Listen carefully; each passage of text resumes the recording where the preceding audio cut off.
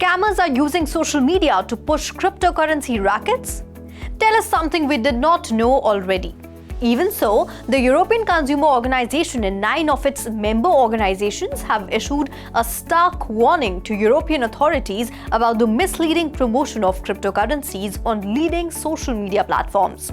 Beginning with a DogeCoin meme, the watchdog group's 20-page report categorically slams digital assets as highly risky and prone to scams. It outlines the effect that digital assets have on consumers, offering quantitative data on its usage across several nations, as well as how crypto influencers operate. In the report, Instagram, Twitter, YouTube, and TikTok are specifically called out, with the group calling the combination of social media networks, influencers, and cryptocurrency a toxic cocktail. The group claims that the network's loose policies are dubious and that scammers tend to target unsuspecting teenagers. It also emphasizes the role of influencers that make promises that are simply too good to be true. The BEUC is a group of 45 independent consumer organizations spread across 31 countries. According to its website, the goal is to represent these technology or institutions in the European Union and defend the interests of consumers. Among the group's points of interest are sustainability, financial services, health, and international affairs. According to the BEUC, the European Union's consumer laws have been broken, and it calls upon the European network of national consumer authorities to act and enforce stricter advertising policies on these platforms. The European Union has been at the forefront of crypto legislation, approving markets in crypto asset legislation earlier this year, which aims to end the so-called Wild West mentality of the digital asset space. Cardano received support from fellow Polygon and Solana to dismiss the allegations levied by the US Securities and Exchange Commission on altcoins such as ADA, MATIC, and SOL are unregistered securities. Most assets slumped in value shortly after the allegations went out. Now, though the organizations between the blockchains and the tokens have published official statements to refute the SEC's claims, MATIC traded at $0.9 last week, just a few days before the SEC went after Binance and Coinbase, alleging in the lawsuits that the asset is an unregistered security. At first, MATIC declined alongside the rest of the market to $0.8. However, the situation worsened on Friday when it plummeted by almost 40% in a day to a multi-month low at $0.5. Amid the harmful price drops, Polygon Labs decided to respond to the allegations.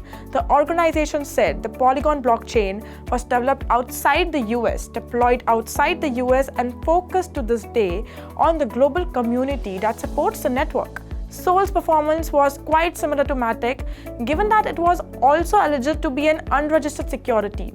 It stood at $22 last Sunday, retracted to just under $20 during the week, and then dumped by more than 30% on Friday and Saturday. The Solana Foundation, similar to the team behind Cardano, has also refuted the SEC's claims. The statement informed that the SF is looking forward working with global regulators to establish clear legislative frameworks, but disagrees with the characterization of SOL as a security. Custodia Bank took a step forward in its legal battle against the Federal Reserve as a Wyoming federal judge denied dismissal motion from both the Fed and the Federal Reserve Bank of Kansas City. The digital asset bank sued the Federal Reserve in June 2022, claiming an unlawful delay in processing an application for its master account in 2020.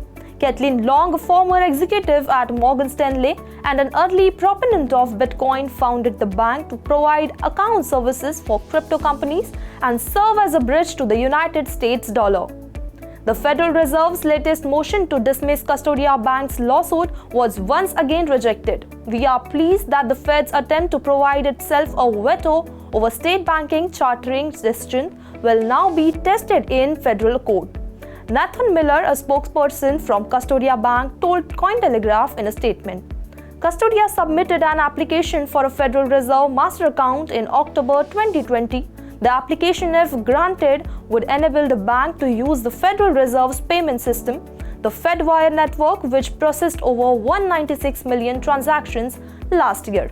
In January 2023, the Fed denied the membership application, saying it was inconsistent with the required factors under the law and citing the bank's involvement in the crypto space. Custodia was one of the Wyoming's first special purpose depository institutions, also known as blockchain banks. SPDIs were created to serve businesses unable to secure federal deposit insurance, corporation banking services due to their dealing with cryptocurrency. According to Miller, the Fed is reinterpreting federal laws to grant itself special authority that it never received from Congress after decades of automatically granting master's accounts to chartered banks. That's all in today's special segment. For more such updates, watch 3.0 or log on our website www.3versetv.io or scan the QR code to know more. Thank you.